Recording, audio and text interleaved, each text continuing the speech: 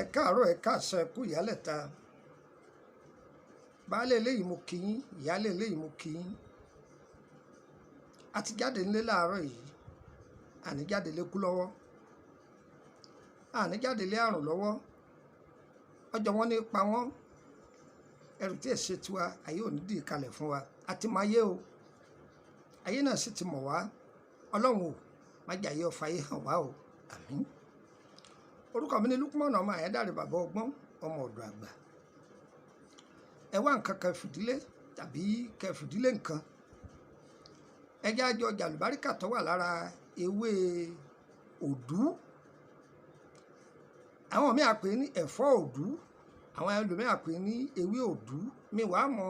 orúkọ tẹ́yìn pè lọ́dọ̀ yín, ewé náà rè. Òun ni. Ẹ ti rí. Ẹ ti rí ewé òdú a máa ṣe lọ́bẹ̀ jẹ lẹ́fọ̀ọ́ òdú kò sí ohun tí ayé kì í rí bá ní jà wọn a máa fi ọ̀rọ̀ ẹnu bá ní jà wọn a máa ti bí ọmọ bá ní jà tí o bá ní ẹ̀bùn kan tí ẹ̀bùn náà ti ń jó wèrèwèrè lára rẹ ayé a máa ti bẹ̀ báyàn jà ẹ tẹ̀lé mi ká lọ.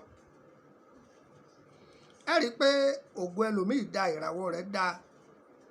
ìṣẹ̀dá tó gbé wáyé ìṣẹ̀dá tó dáa ni ìwà rẹ̀ láyé ó máa fi bá a jà ẹ gbọ́ mi yé o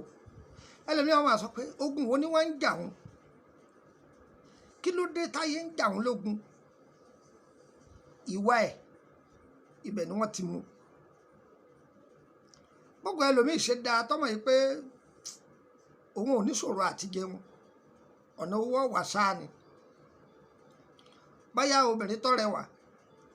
tọ́mọ̀ pé òun pupa fẹ́rẹ́fẹ́ òun kúnra òun ṣe bọ̀lọ̀kù pé kò sí àdúgbò wọn àbájáde ọkùnrin ọkọ̀nu sí wọn ó sì fún un lówó bẹ́ẹ̀ ni tọ́wọ́ á jẹ́ pé bẹ́lẹ̀ yìí bá ti fẹ́ wọn ó gbé ìgúlẹ̀ peter ń bá fẹ́ wọn ó gbé ìgúlẹ̀ ó ṣe rẹwà tó tọ́jẹ́ pé ìwà rẹ̀ nísìnyí kó bá ẹlòmíì wọ́n fi àmì burúkú sí i lára ni tọ́jẹ́ pé àmì yìí ni wọ́n máa jábọ́ ní ojú ọmọ àṣìṣe ẹ̀fọ́ òdú yìí àwọn àgbàlagbà máa lò ṣẹ́gbọ́n wọn a máa lò ó láti fi mú irú ìṣòro bẹ́ẹ̀ kúrò lára ọmọ èdè ènìyàn. Oníṣáwò lọ tọ́jú ewé ẹ̀fọ́ òdú yìí tútù mìnìmìnì ẹ̀gún odó ẹ̀dá sódó ewé olóòórùn gọ̀ òun lẹ̀ ń wò sí kejì yìí ewé olóòórùn gọ̀ ní lórí fídíò yìí ẹ̀gún papọ̀ mọ́ ṣàǹgbọ́ tí a bá ti pa ewé méjèèjì pọ̀ ẹ̀gún dáadáa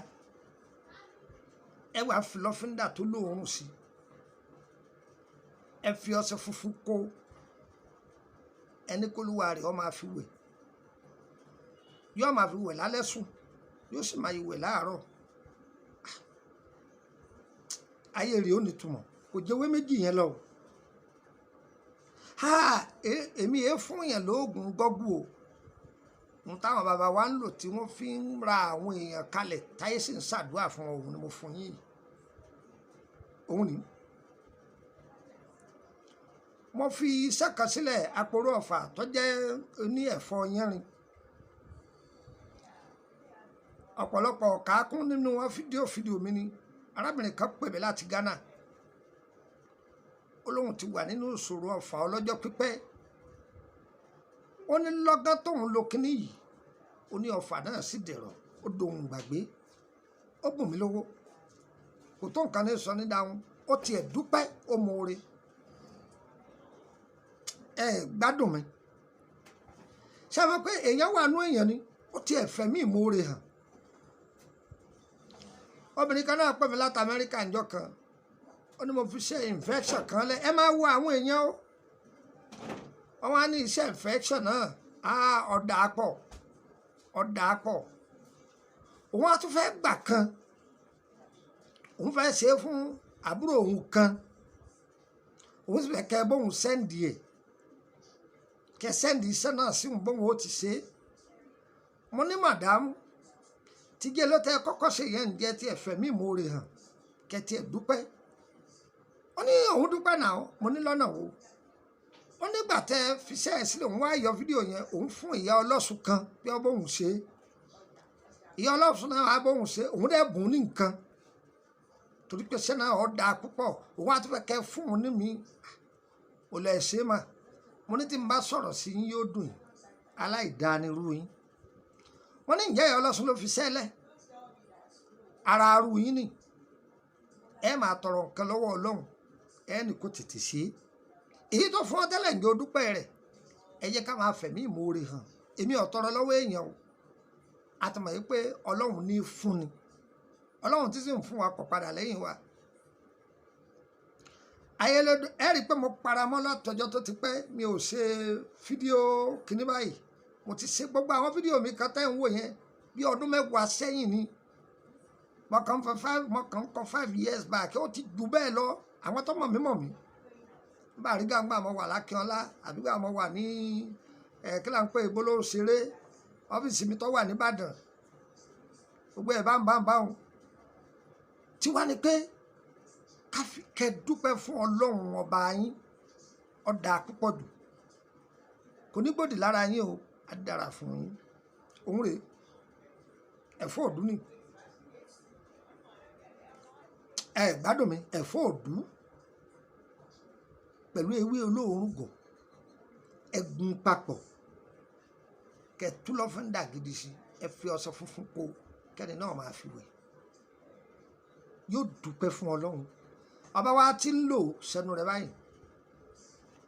torí ọlọ́run yóò fi ọ̀rọ̀ rẹ̀ ya àwọn ọ̀tá lẹ́nu orúkọ mi ní Lukman ọmọ Ayédáre bàbá ọgbọ́n ọmọ ọ̀dọ̀ àgbà nọ́mbà wo lẹ lè fi kàn sí mi tẹ́ lè fi bá mi sọ̀rọ̀ +23480 3298 3298 ẹ gbọ́ lẹ́ẹ̀kan sí +23480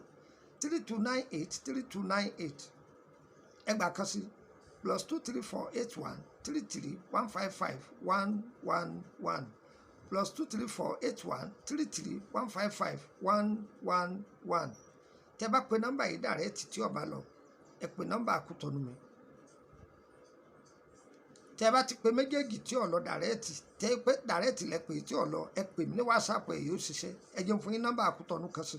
+22954 65 1928 +22954 65 1928 +22954 65 1928 yẹ wá kò ní yẹ lẹ ń ta fẹ́ ọlọ́run ó ṣe ọlọ́run ò ní ṣe tọ̀tọ̀ wa ẹ̀yin ará Abidjan kó ojú lọ́nà títí ọ̀sẹ̀ tí ń bọ̀ kò ti dá Abidjan yẹ wá o kò ní yẹ lẹ ire.